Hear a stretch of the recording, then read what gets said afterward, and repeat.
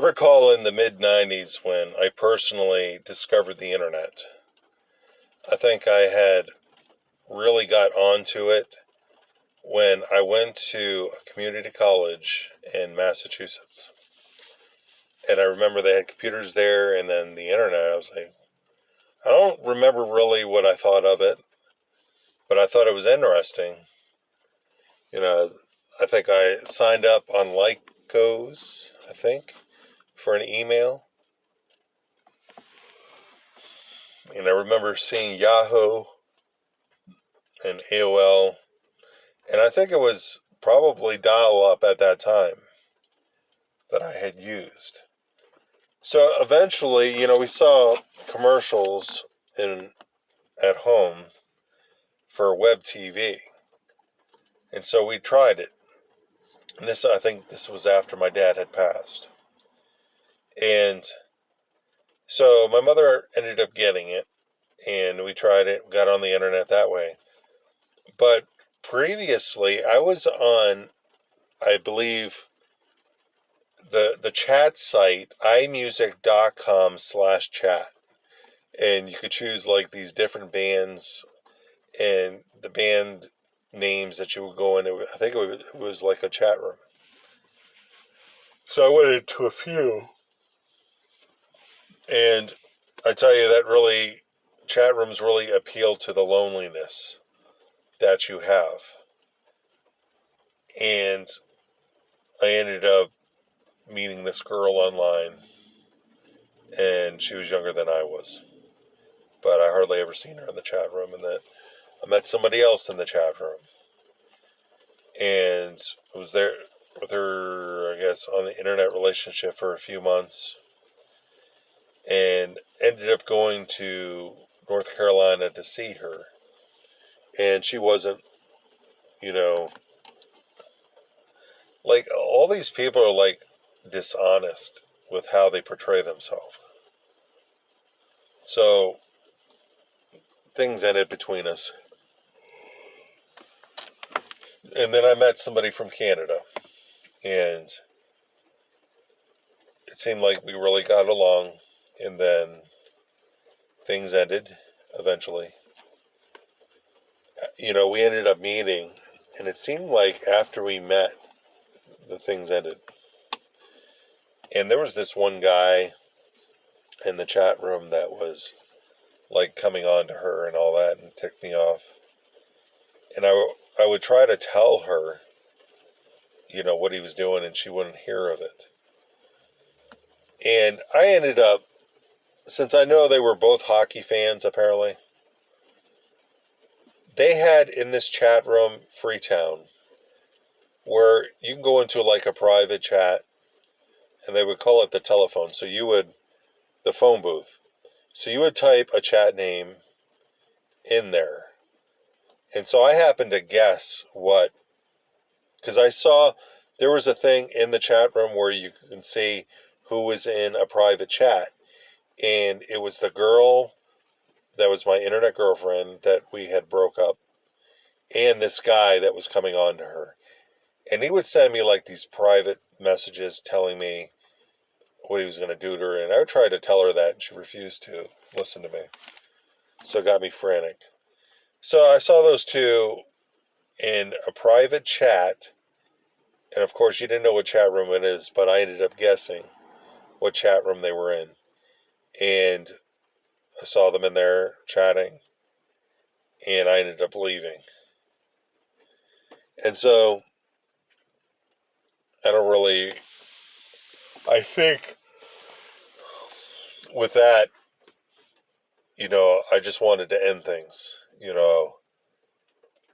So I stupidly thought that I was going to take like a whole bottle of Tylenol, and I don't think that would have done the trick. But my mom ended up taking me to the hospital, and I had to sign a form that stated I wouldn't hurt myself or anybody else. So things moved on. So I ended up meeting somebody else in the chat room. But she was with somebody in Australia. So things ended there. And in the chat rooms, I was like really expressive with my feelings and all that. And it ended up attracting another girl. And this girl was in Seattle. And it seemed to me that we got along good. And I was, I think, 19 or 20 at the time. And she went to a youth group at her church.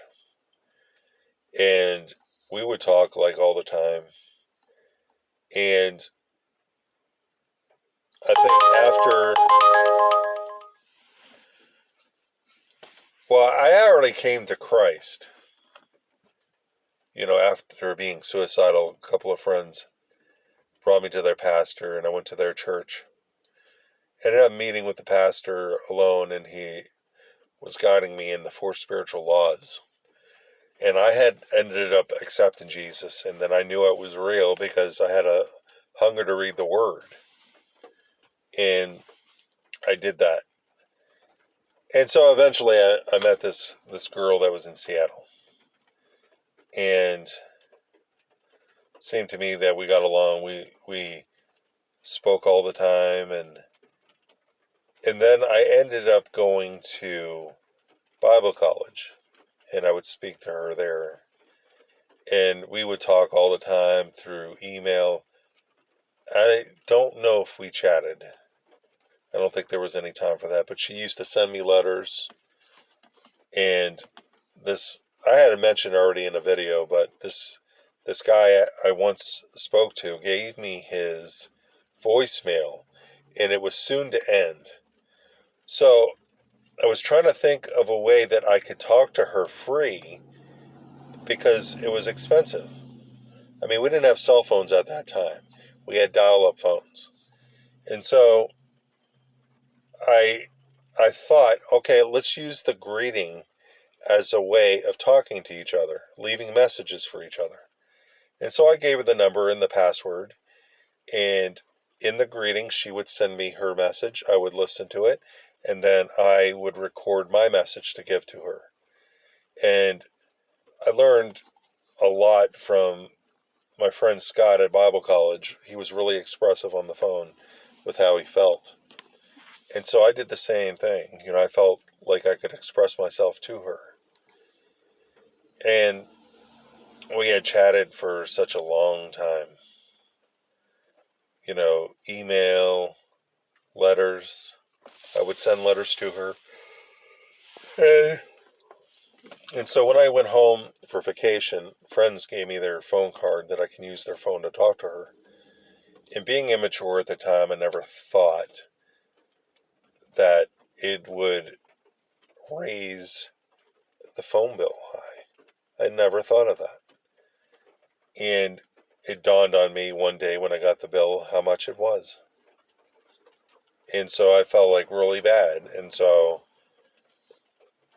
more or less the Bible college called me up on it. And then the pastor that brought me to God called me up on it. And they got wind of it. And I recall, man, everybody at Bible college I used to talk to about this girl in Seattle. And she sent me a portrait of herself. And I put it up on the shelf in my dorm room.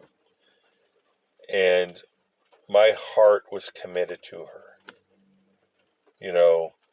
We were planning on meeting because I gave up my plane ticket time.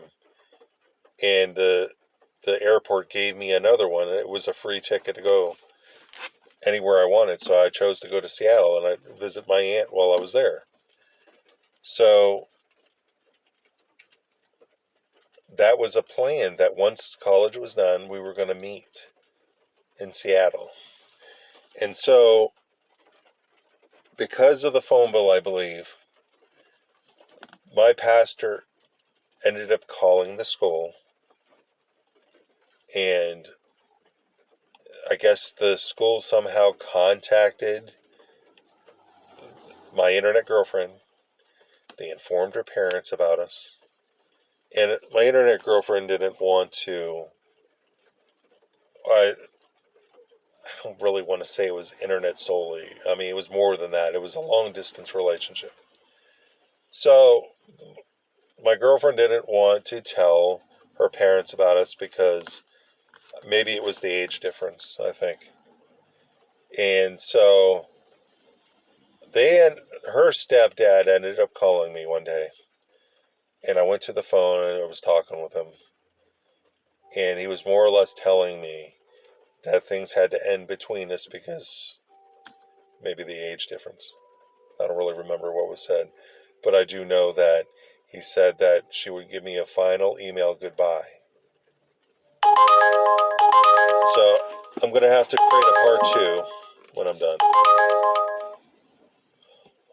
But never mind, I just canceled the order. Man, why did I do that? But, man, that was a good price, too, that I could have got. But I ended up talking to him on the phone, and so I was heartbroken. And I was heartbroken at the fact that he said that she would send me a final email. And after that, I just remember going on the computer looking at her past messages, and I didn't hear anything from her. So apparently they told her, and I'm sure she bawled.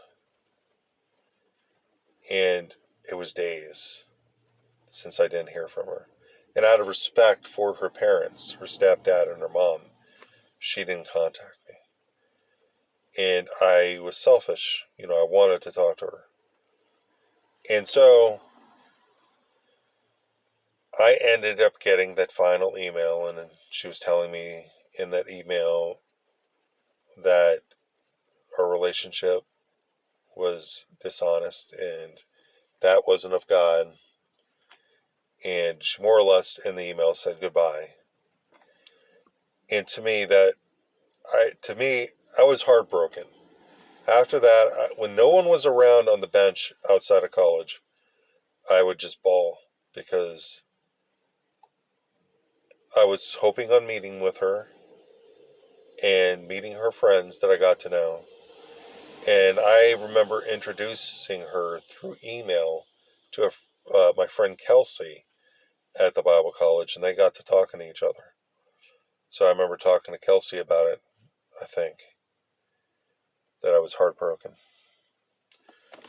And she was sympathetic. But to me, it wasn't over. I still planned on going to Seattle in hopes of seeing her. And I remember once I was at my aunt's, I was trying to figure out how to get around there. And where she had lived, I think it was like 20 miles maybe away. So I ended up going to the town that she had lived in.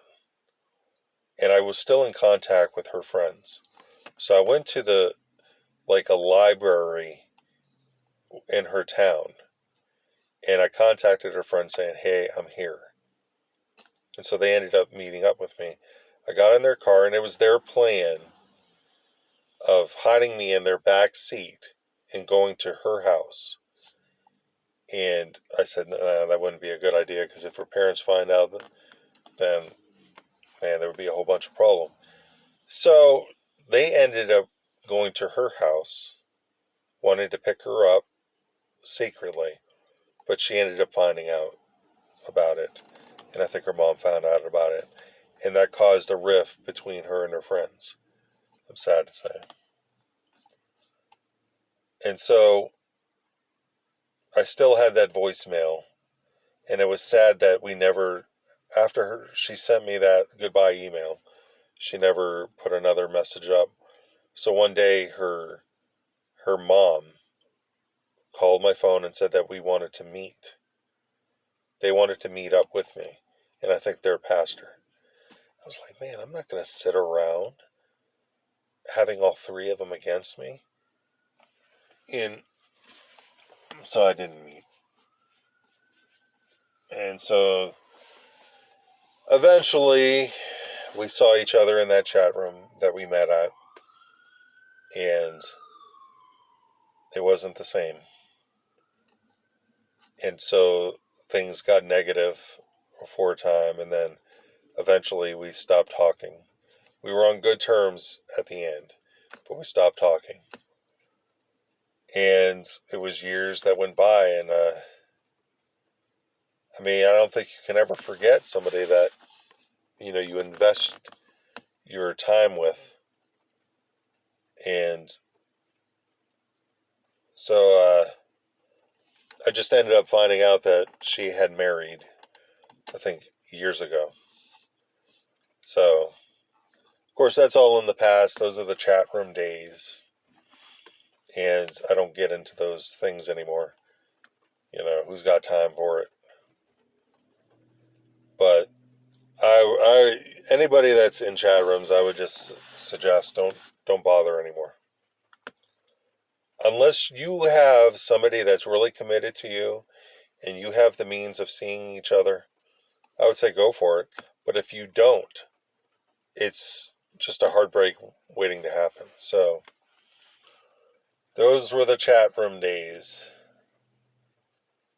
And that's all in the past.